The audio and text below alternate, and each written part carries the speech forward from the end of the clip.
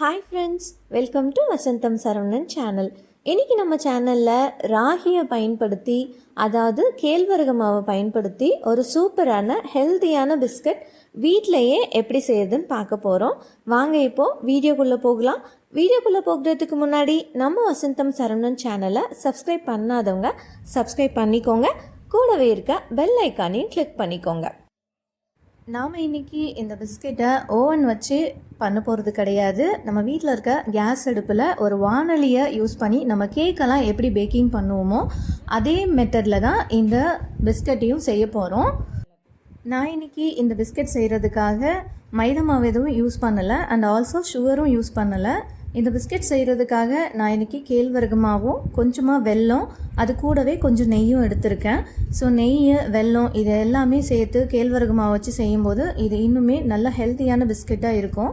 நார்மலாக பெரியவங்கள்லேருந்து குழந்தைங்க வரைக்கும் எல்லாருக்குமே பிஸ்கெட் ரொம்பவே பிடிக்கும். அந்த பிஸ்கெட்டை நம்ம இந்த மாதிரி சுகர் இல்லாமல் நாட்டு சர்க்கரையோ இல்லாட்டி வெல்லம் யூஸ் பண்ணி நெய் சேர்த்து செய்யும்போது இன்னுமே ஹெல்த்தியாக நம்ம குழந்தைங்களுக்கு கொடுத்த மாதிரி, ஒரு ஹெல்த்தியான ஸ்நாக்ஸ் கொடுத்த மாதிரி ஒரு மன திருப்தி இருக்கும். ராகி பிஸ்கட் செய்கிறதுக்கு தேவையான பொருட்கள் என்னென்னு பார்த்துடலாம். நான் இன்றைக்கி இந்த ராகி பிஸ்கட் செய்கிறதுக்காக 1 டம்ளர் அளவுக்கு ராகி எடுத்திருக்கேன், அதாவது கேழ்வரகு எடுத்து வச்சுருக்கேன். இந்த கேழ்வரகை நம்ம பிஸ்கட் செய்கிறதுக்கு முன்னாடி நல்லா இந்த மாதிரி ஒரு சல்லடை வச்சு நல்லா சலிச்சு எடுத்துப்போம்.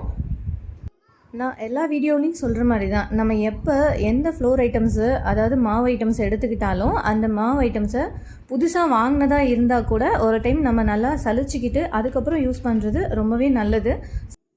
நம்ம கடையிலேருந்து புதுசாக வாங்கின மாவாகவே இருந்தால் கூட சம்டைம்ஸ் அதில் பூச்சி, ஏதாவது வண்டு இல்லை பூச்சி இந்த மாதிரி ஏதாவது இருக்க வாய்ப்பு இருக்குது. நான் அந்த மாதிரி எனக்கு சில எக்ஸ்பீரியன்ஸ் இருக்குது. குட்டி குட்டியாக புழுவெல்லாம் இருந்திருக்கு. புது மாவு தான், எக்ஸ்பைரி டேட்லாம் பார்த்து தான் வாங்குவோம். ஆனாலுமே பார்த்திங்கன்னா சம்டைம்ஸ் அந்த மாதிரி இருக்கும். அதனால தான் சொல்கிறேன், எப்போது எந்த மாவு பொருட்கள் நம்ம ஏதாவது சமைக்க எடுத்துக்கிட்டோம்னா நல்லா அதை சலிச்சிட்டு அதுக்கப்புறம் யூஸ் பண்ணுவோம். இப்போது இந்த நம்ம எடுத்துக்கிட்ட கேழ்வரகு மாவை ஒரு வானலியில் போட்டு ஒரு 2 நிமிஷம் போல் நல்லா ஃப்ரை பண்ணி எடுத்துக்கலாம். அப்போ தான் அதில் இருக்க பச்சை வாசனைலாம் போயிட்டு பிஸ்கட் செய்யும்போது ரொம்பவே சூப்பராக கிறிஸ்பியாக வரும். நார்மலாக கேழ்வரகு மாவை நம்ம நல்லா குக் பண்ணி, அதாவது பாயில் பண்ணி சாப்பிடும்போது தான் அதோட ஃபுல் சத்துக்களும் நமக்கு கிடைக்கும். அதுக்காக ஒரு 2 நிமிஷம் போல் இந்த மாவை நல்லா ஃப்ரை பண்ணி எடுத்துக்கலாம். மாவு ஃப்ரை பண்ணும்போது ஸ்டவ்வை ஸ்லோ ஃப்ளேம்லேயே வச்சுக்கோங்க, மீடியம் இல்லாட்டி ஹை ஃப்ளேமில் வச்சுக்க வேண்டாம். ஏன்னா மாவு தானே ஃப்ரை பண்ணுறோம், அது சீக்கிரமாகவே கரிஞ்சு போயிடும். அதனால ஸ்லோ ஃப்ளேமில் வச்சு ஒரு 2 நிமிஷம் மட்டும் இதை நல்லா அதோட பச்சை வாசனை போகிற வரைக்கும் நல்லா ஃப்ரை பண்ணி எடுத்துக்கலாம். இந்த மாதிரி கேழ்வரகு மாவை நல்லா ஃப்ரை பண்ணிவிட்டு பிஸ்கட் செய்யும்போது அது இன்னுமே நல்லா கிறிஸ்பியாக சூப்பராக இருக்கும், டேஸ்ட்டும் நல்லா இருக்கும். அதுக்காக தான் இந்த மாதிரி வறுத்துட்டு செய்கிறது. மாவு நல்லா சூடானாலே போதுமானதாக இருக்கும். அதாவது நம்ம கையை வச்சு தொட்டு பார்த்தோம்னா அப்போ நம்ம கையால் எடுக்க முடியாது, அந்த அளவுக்கு நல்லா சூடாகணும். அந்த டைமில் நம்ம ஸ்டவ்வை ஆஃப் பண்ணிவிட்டு இதை நல்லா ஆற விட்டுடலாம். அது வரைக்கும் நம்ம இதை ஃப்ரை பண்ணிக்கிட்டாலே போதுமானதாக இருக்கும். அதுக்கு மேலே ஃப்ரை பண்ண தேவையில்லை. இப்போ பாருங்கள், ஒரு 2 நிமிஷம் ஆயிடுச்சு. இப்போ நம்ம இதை இன்னொரு பாத்திரத்துக்கு மாற்றிட்டு ஆற வச்சுக்கலாம். அடுத்ததாக இந்த ராகி பிஸ்கெட் செய்கிறதுக்காக நான் இன்றைக்கி வெல்லம் தான் எடுத்திருக்கேன். உங்களுக்கு வேணும்னா நீங்கள் நாட்டு சக்கரை கூட இந்த பிஸ்கெட் செய்கிறதுக்காக யூஸ் பண்ணிக்கலாம். நான் இன்றைக்கி இந்த பிஸ்கெட் செய்கிறதுக்காக ஒரு 1/2 டம்ளர் அளவுக்கு இந்த மாதிரி துருவி வச்சுருக்க வெல்லத்தை எடுத்துக்கிறேன். வெல்லத்தை நீங்கள் இடிச்செல்லாம் எடுத்துக்க தேவையில்ல. இந்த மாதிரி ஒரு நைஃப் வச்சு இல்லாட்டி அதை நல்லா சீவலில் வச்சு துருவி எடுத்துக்கோங்க. ஏன்னா பிஸ்கெட் செய்யும்போது அப்போ தான் நமக்கு ஈஸியாக இருக்கும். அடுத்ததாக இப்போ நம்ம எடுத்துருக்க கேழ்வரகு மாவு நல்லா ஆறிடுச்சு. அது கூட ஒரு 1/2 டம்ளர் அளவுக்கு கோதுமை மாவை நல்லா சலிச்சிட்டு சேர்த்துக்கிறேன். இப்போ இந்த கோதுமை மாவு கூடவே ஒரு 1/4 டீஸ்பூன் அளவுக்கு பேக்கிங் பவுடர் சேர்த்துக்கிறேன். இப்போ இது ரெண்டுத்தையும் சேர்த்து நல்லா சலிச்சு எடுத்துக்கலாம். கோதுமை மாவு கண்டிப்பாக சேர்க்கணும், அப்போ தான் அதோட பைண்டிங் நல்லா வரும். நீங்கள் வெறுமனே கேழ்வரகு மாவு போட்டு செஞ்சீங்க அப்படின்னாக்கா அது பைண்டிங் வராது. அதாவது பிஸ்கெட்காக நம்ம திரட்டும் போது அந்த பைண்டிங் வராது. அதுக்காக கோதுமை மாவு சேர்த்துக்கிறேன். ஒரு 1/2 டம்ளர் அளவுக்கு, 1 டம்ளர் அளவுக்கு ராகி, அது கூட ஒரு 1/2 டம்ளர் அளவுக்கு கோதுமை மாவு, ஒரு 1/4 டீஸ்பூன் அளவுக்கு பேக்கிங் பவுடரு. இப்போ இது எல்லாத்தையும் நல்லா சேர்த்து ஒரு ஸ்பூன் வச்சு நல்லா மிக்ஸ் பண்ணி விட்டுக்கலாம். இது நம்ம நல்லா கலந்து விட்ட பிறகு நம்ம எடுத்துக்கிட்டோம் இல்லையா வெல்லம், அதையும் இது கூட சேர்த்துக்கலாம். இப்போது இந்த மாதிரி டேரெக்டாக நம்ம வெல்லத்தை இந்த ஃப்ளோர் கூடவே சேர்த்துப்போம். அதனால தான் நான் வெல்லத்தை துருவி எடுத்துக்கோங்க அப்படின்னு சொல்லியிருந்தேன். நம்ம இடித்து எடுத்தோம்னா அதில் குட்டி குட்டியாக கட்டி கட்டியாக இருக்கும். ஸோ அந்த டைமில் வந்து நமக்கு பிஸ்கெட் வந்து செய்ய வராது. அதுக்காக வெல்லத்தை நம்ம துருவி எடுத்துகிட்டு இந்த மாதிரி மிக்ஸ் பண்ணிக்கிட்டோம்னா அது இந்த மாவோடு சேர்ந்து நல்லா மிக்ஸ் ஆகி வரும். அதனால தான் வெல்லத்தை துருவி எடுத்துக்கோங்கன்னு சொன்னேன். இப்போ நம்ம எடுத்துருக்கிற 1/2 டம்ளர் அளவுக்கு வெல்லத்தை இது கூட சேர்த்துக்கலாம். உங்களுக்கு இன்னும் கூட இனிப்பாக வேணும் பிஸ்கெட் அப்படின்னு தோணுச்சுன்னா நீங்கள் இதை டேஸ்ட் பண்ணி பார்த்துட்டு அதுக்கப்புறமா இன்னும் கூட இனிப்பு எக்ஸ்ட்ராவாக சேர்த்துக்கலாம். இப்போ இந்த வெல்லத்தையும் சேர்த்துட்டு இதை நம்ம நல்லா மிக்ஸ் பண்ணி விட்டுக்கணும். நம்ம துருவி எடுத்துருக்க வெல்லம் நல்லா பவுடர் கன்சிஸ்டன்சிக்கே இருக்கணும். அந்தளவுக்கு நல்லா கிரேட் பண்ணி எடுத்துக்கோங்க வெல்லத்தை. அடுத்ததாக ஒரு 3/4 டம்ளர் அளவுக்கு நெய் எடுத்திருக்கேன். அந்த நெய்யை நல்லா மெல்ட் பண்ணி வச்சுருக்கேன். மெல்ட் பண்ண நெய்யை நம்ம இது கூட சேர்த்துக்கலாம். சேர்த்துட்டு இப்போ இந்த மாவை நல்லா மிக்ஸ் பண்ணி விட்டுக்கலாம். பாருங்கள், நம்ம நெய் சேர்த்து இந்த மாவை பிசைஞ்சிட்டு உடனே பிஸ்கெட் செய்ய ஆரம்பிச்சிடுவோம். இப்போ அதனால தான் நம்ம வெல்லத்தை வந்து நம்ம கட் பண்ணி அதாவது இடித்து போட்டோம் அப்படின்னாக்கா அது கரையாமல் அப்படியே இருக்கும் அப்படின்னு சொன்னேன் நான். அதனால தான் வெல்லத்தை துருவி எடுத்துக்கணும்னு சொல்லியிருந்தேன். இப்போ இதை நல்லா நம்ம மிக்ஸ் பண்ணி விட்டுக்கணும். கையால் கூட மிக்ஸ் பண்ணி விட்டுக்கலாம். நம்ம சேர்த்துருக்க எல்லா பொருட்களும் ஈவனாக பைண்டிங் ஆகி வரணும். அதனால் இதை நல்லா மிக்ஸ் பண்ணி விட்டுக்கோங்க. அப்போ தான் பிஸ்கெட்லேயும் இனிப்பு ஈவனாக இருக்கும். பிஸ்கெட் சாப்பிடும்போதும் நல்லா கிறிஸ்பியாக இருக்கும். அதுக்காக ஒரு 2 நிமிஷம் போல் இதை நல்லா மிக்ஸ் பண்ணி விட்டுப்போம். இப்போ அடுத்ததாக இதுலேருந்து கொஞ்சம் கொஞ்சமாக மாவு எடுத்து உருண்டையாக உருட்டிட்டு கையிலே இந்த மாவை தட்டி பிஸ்கெட் ஷேப்புக்கு கொண்டு வர போகிறோம். இப்போ கொஞ்சமாக மாவு எடுத்துக்கிறேன் கையில். இந்த மாதிரி உருண்டையாக நல்லா ஃபைனாக உருண்டையாக உருட்டி வச்சுக்கணும். அதை நம்ம 2 கையால் இந்த மாதிரி அமர்த்தி ப்ரெஸ் பண்ணிக்கணும். நம்ம கேழ்வரகு மாவில் செய்கிறதால அதுவும் கையிலே தான் நம்ம ப்ரெஸ் பண்ணி செய்கிறோம். அதனால் சைட்லலாம் பார்த்திங்கன்னா கொஞ்சம் விரிசல் இருக்க மாதிரி தான் இருக்கும். அதனால் ஒன்றும் பிரச்சனை கிடையாது. நம்ம இந்த மாதிரி உள்ளங்கையில் வச்சு அழகாக ப்ரெஸ் பண்ணி நல்லா தட்டி விட்டுக்கிட்டு சைடில் எல்லாத்தையும் நல்லா ஈவனாக கொண்டு வந்துக்கலாம். அடுத்ததாக ஒரு நைஃப் எடுத்து இதில் குட்டி குட்டி லைனாக போட்டு எடுத்துக்கிறேன். இங்கே பாருங்கள், இந்த மாதிரி நைஃப் வச்சு அழகாக ஒரு டிசைனுக்காக இந்த மாதிரி லைனாக போட்டுக்கிறேன். இப்போ இதே மாதிரியே கொஞ்சம் மாவாக எடுத்து இந்த மாதிரி நல்லா திரட்டி எடுத்துக்கலாம்.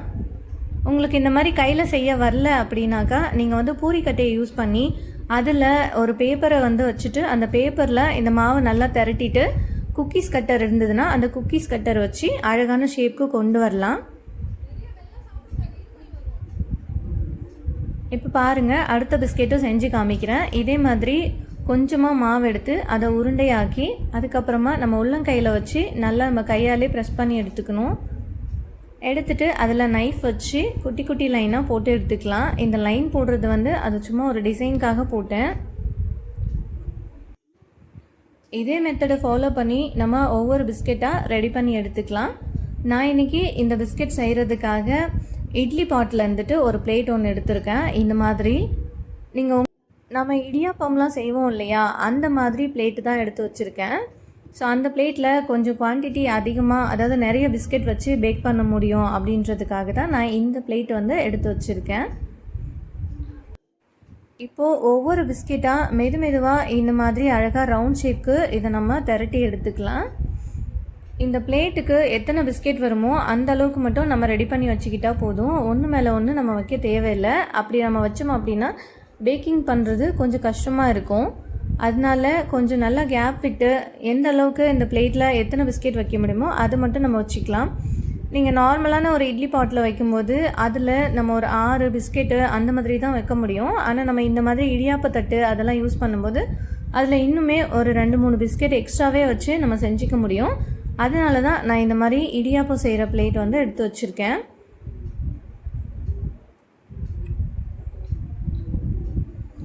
இப்போ நம்ம ஆல்மோஸ்ட்டு பிஸ்கெட் எல்லாம் ரெடி பண்ணி இந்த பிளேட்டில் எத்தனை பிஸ்கெட் வருமோ அந்த அளவுக்கு ரெடி பண்ணி வச்சுருக்கேன். பாருங்கள், ஒரு 8லேருந்து 10 பிஸ்கெட்டுக்கு மேலே 11 பிஸ்கெட் வரைக்கும் இதில் நம்ம ரெடி பண்ணிக்க முடியும். இப்போ அடுத்ததாக ஸ்டவ் ஆன் பண்ணிவிட்டு இட்லி பாட்டை அந்த ஸ்டவ்வில் வச்சுருக்கேன். ஸ்லோ ஃப்ளேமில் வச்சுட்டு அதில் கொஞ்சமாக இந்த மாதிரி உப்பு சேர்த்துருக்கேன். இப்போ அதுக்கு நடுவில் இந்த மாதிரி ஒரு ரவுண்ட் ஷேப்பில் இருக்க ஸ்டாண்ட் வச்சுக்கிறேன். இப்போ நம்ம இந்த ஸ்டாண்ட் மேலே தான் அந்த இட்லி தட்டை வைக்க போகிறோம்.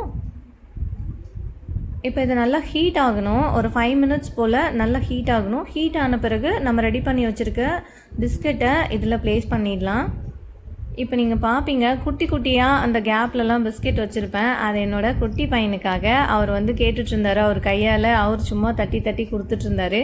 அது நான் ஒரு ஷேப்புக்கு கொண்டு வந்து அந்த குட்டி குட்டியாக இருக்க கேப்பில் மட்டும் வச்சுருந்தேன். என்னோடய குட்டி பையனுக்கு சின்ன சின்னதாக ஏதாவது பிஸ்கெட் செஞ்சு கொடுப்போம் அப்படின்றதுக்காக தான் நான் அந்த பிஸ்கெட்டுக்கு நடுவில் இருக்க கேப்பில் அந்த குட்டி குட்டியான பிஸ்கெட்டை ரெடி பண்ணி வச்சுருந்தேன். இப்போ இந்த பிஸ்கெட் ரெடி ஆகிறதுக்கு ஒரு 30லேருந்து 35 நிமிஷம் தேவைப்படும். அது வரைக்கும் நம்ம இதை நல்லா ஸ்லோ ஃப்ளேமில் வச்சு குக் பண்ணிக்கணும். கண்டிப்பாக மீடியம் ஃப்ளேமில் ஹை ஃப்ளேமில் இருக்கக்கூடாது. அப்படி நீங்கள் ஏதாவது மீடியம் ஃப்ளேமில் ஹை ஃப்ளேமில் வச்சிங்கன்னா கண்டிப்பாக இட்லி குண்டான் போயிடும், அவ்வளோதான், வேஸ்ட் ஆகிடும். இப்போ பாருங்கள், ஒரு 35 மினிட்ஸ்க்கு அப்புறமா இந்த இட்லி பாட்டோட மூடியை ஓப்பன் பண்ணியிருக்கேன். நம்ம பிஸ்கெட்டெல்லாம் ஆல்மோஸ்ட் ரெடி ஆகிடுச்சு. இப்போ நம்ம இதை வெளியே எடுத்துடலாம். இந்த பிளேட்டு ரொம்பவே சூடாக இருந்தது, கை வச்சாலாம் எடுக்க முடியல. அதனால் ஒரு இடுக்கியை வந்து பயன்படுத்தி இதை நான் வெளியே எடுத்துக்கிறேன். இப்போது நான் இன்னும் ஸ்டவ்வை ஆஃப் பண்ணவே இல்லை. ஏன்னா அடுத்த செட்டு பிஸ்கெட்டை செய்யலான்னு சொல்லி வெயிட் பண்ணிகிட்ருந்தேன். ஸோ அதனால் அடுத்த செட்டு பிஸ்கெட்டை ரெடி பண்ணி ஒரு பிளேட்டில் ப்ளேஸ் பண்ணி வச்சுருந்தேன். இந்த டைமு கொஞ்சம் குவான்டிட்டி அதிகமாகவே தான் அந்த பிளேட்டில் ப்ளேஸ் பண்ணி வச்சுருந்தேன் பிஸ்கெட்டை. ஏன்னா பாதி போர்ஷன் மாவு ஆல்ரெடி நம்ம யூஸ் பண்ணியாச்சு, மீதி கொஞ்சம் மாவு எக்ஸ்ட்ராவே இருந்துச்சு. அதனால் நம்ம அதுக்கு திரும்ப ஒரு 2-3 பிஸ்கெட் மட்டும் தனியாக ஒரு பிளேட்டில் வைக்கிற மாதிரி இருக்கும்னு சொல்லிவிட்டு ஒன்று மேலே ஒன்று வச்சு நான் பிஸ்கெட்டை ப்ளேஸ் பண்ணிட்டேன்.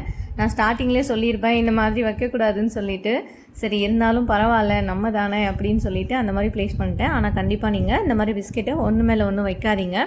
இப்போ நான் இந்த பிஸ்கெட்டை பேக் பண்ணி எடுக்கிறதுக்கு இன்னுமே கொஞ்சம் டைம் எக்ஸ்ட்ராவே ஆகிடுச்சு. ஒரு 1/4 மணி நேரம் எக்ஸ்ட்ரா தான் ஆச்சு. ஏன்னா நம்ம பிஸ்கெட்டை ஒன்று மேலே ஒன்று வச்சு நான் அடுக்கி வச்சுருந்தேன். ஸோ அது பாயில் ஆகிறதுக்கு கொஞ்சம் டைம் ஆச்சு பிஸ்கெட்டாக ரெடி ஆகிறதுக்கு.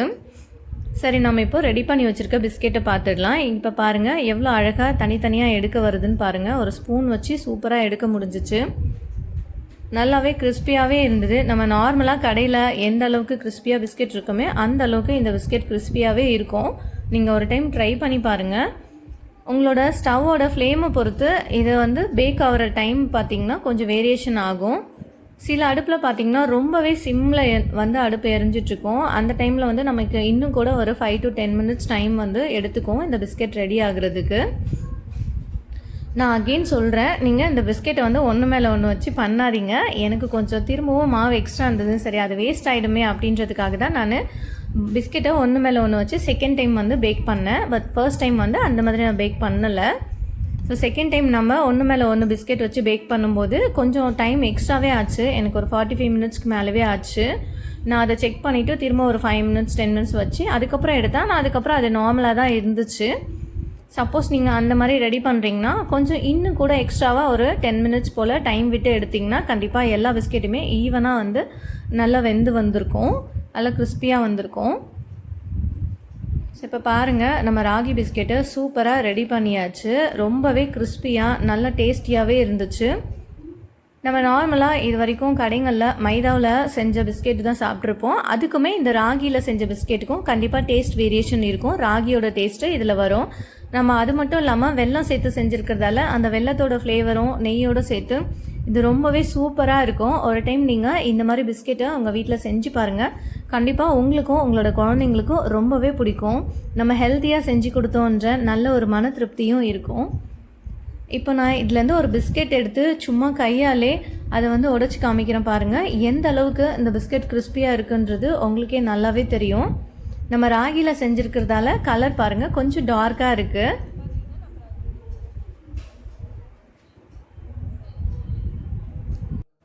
ஆனால் இது நம்ம சாப்பிட்றதுக்கு கொஞ்சம் சாக்லேட் ஃப்ளேவரில் இருக்கும். ஏன்னா கேழ்வரகு மாவு பயன்படுத்தி இருக்கோம் இல்லையா, அதனால் சாக்லேட் ஃப்ளேவரில் இருக்கும்.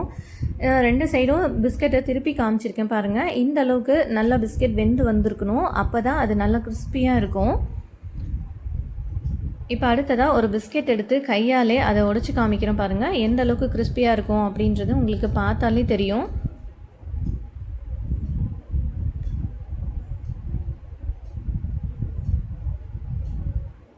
பாருங்கள், நம்ம ஒரு கையால் எடுத்து இந்த மாதிரி பிஸ்கெட்டை நம்ம ப்ரெஸ் பண்ணாலே அது எவ்வளோ அழகாக உடஞ்சி போகுதுன்ட்டு. அந்த அளவுக்கு ரொம்பவே கிறிஸ்பியாக இருந்தது பிஸ்கெட்டு.